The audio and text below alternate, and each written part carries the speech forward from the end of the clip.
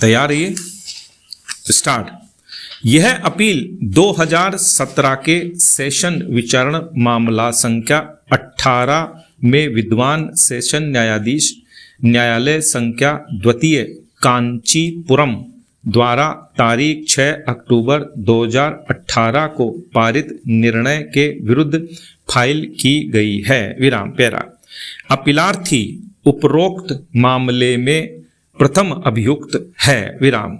उसके विरुद्ध भारतीय दंड संहिता 1860, जिसे इसमें इसके पश्चात संक्षेप में दंड संहिता कहा गया है, की धारा 34 के साथ पठित धारा 294 ख, 352, 307, 308 और तमिलनाडु महिला उत्पीड़न प्रतिषेध अधिनियम की धारा 4 के अधीन आरोप विरचित किए गए। विराम पैरा। विचारण की प्रक्रिया पूरी होने के पश्चात विद्वान सेशन न्यायाधीश ने अभियुक्त को दंड संहिता की धारा 294 ख, 324 और 302 के अधीन का दोषी पाया। विराम। तदनुसार अभियुक्त अपीलार्थी को धारा 294 ख के अधीन अपराध के लिए 3 मास के साधारण कारावास से और दंड संहिता की धारा 324 के अधीन अपराध के लिए 3 वर्ष के साधारण कारावास से दंडादिष्ट किया गया। विराम।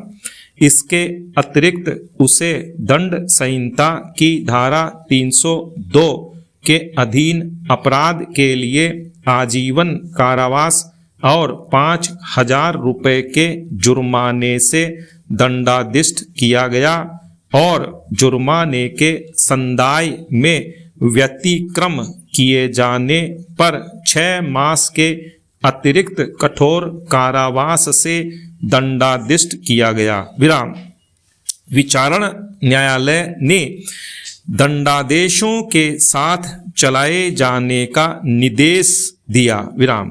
अभियुक्त की दोष सिद्धि और दंडादेश को वर्तमान दांडिक अपील फाइल करते हुए इस न्यायालय के समक्ष चुनौती दी गई है। विराम पैरा। संक्षेप में अभियोजन पक्ष कथन निम्न प्रकार है। पैरा। 1। गोपी अभियोजन साक्षी 1 KMC नामक एक प्राइवेट कंपनी स्टोर कीपर के रूप में काम करता था। विराम। कोवेंदम अभियोजन साक्षी 2 उसका भाई है। विराम। सेल्वी अभियोजन साक्षी 3 अभियोजन साक्षी 1 और अभियोजन साक्षी 2 की माता है। विराम। दिव्या अभियोजन साक्षी 4 अभियोजन साक्षी 3 की पुत्र वधू है। विराम। अपीलार्थी और 3 अन्य अभियुक्त अभियोजन साक्षी 1 के दूरस्थ नातेदार हैं। विराम। सभी अभियुक्त अभियोजन साक्षी 1 के पड़ोस में रहते हैं। विराम। अभियुक्त 1 अभियुक्त 2 का पुत्र है। विराम। अभियुक्त 3 और अभियुक्त 4 अभियुक्त 2 की पुत्र वधू है। विराम। अभियोजन पक्ष कथन के अनुसार अभियुक्त और मृतक के परिवार के बीच भूमि को लेकर पुरानी शत्रुता चली आ रही थी। विराम पैरा।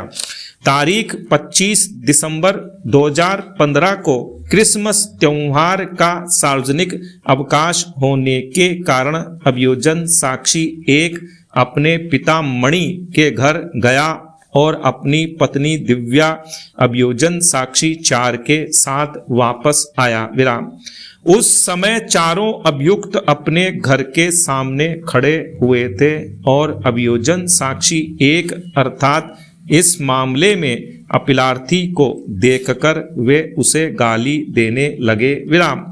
इस अभियोजन साक्षी 1 ने विरोध करते हुए अभियुक्तों से ऐसे शब्दों का प्रयोग न करने का निवेदन किया। विराम। तत्काल सभी अभियुक्त अभियोजन साक्षी 1 के साथ भद्दे शब्दों का प्रयोग करते हुए गाली गलौज करने लगे। मूल भाषा के शब्दों का लोप किया गया है। विराम पेरा। ऐसा कहते हुए प्रथम अभियुक्त अपीलार्थी जिसके हाथ में डंडा था ने अभियोजन साक्षी 1 के दाएं और बाएं हाथ पर हमला किया। विराम। यह देखकर अभियोजन साक्षी 4 सहायता के लिए चिल्लाया। विराम। जब अभियोजन साक्षी 2 उसे बचाने आया और उसने हमले का विरोध किया, तब अपीलार्थी द्वारा उस पर भी उसी डंडे तात्विक वस्तु 1 से हमला किया गया। विराम। इसके पश्चात अपीलार्थी ने दूसरे अभियुक्त अर्थात पोन्नुसामी जिसकी अब मृत्यु हो चुकी है से लकड़ी का डंडा ले लिया और अभियोजन साक्षी 1 के पिता मणि के सिर के पीछे की ओर वार किया। विराम। इस हमले के पश्चात अभियोजन साक्षी 1 का पिता बेहोश हो गया और नीचे गिर गया। विराम।